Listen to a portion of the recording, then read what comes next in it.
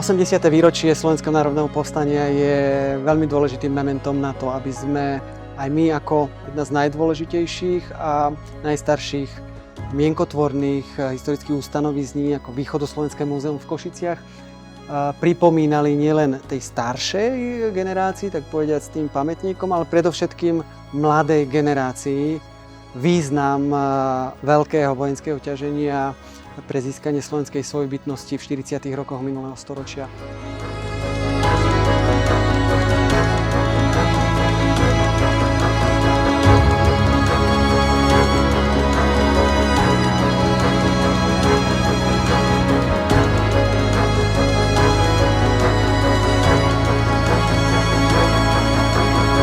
Táto výstava sa zrodila v spolupráci s Múzeom Slovenského národného povstania a taktiež klubmi vojenskej histórie Svoboda a Polom. Ak by sme to zobrali stručne, ten popis tej výstavy, tak z hľadiska tematického, v tejto výstave sa návštevník oboznámi s okolnostiami rozpadu Československej republiky a vzniku slovenského štátu.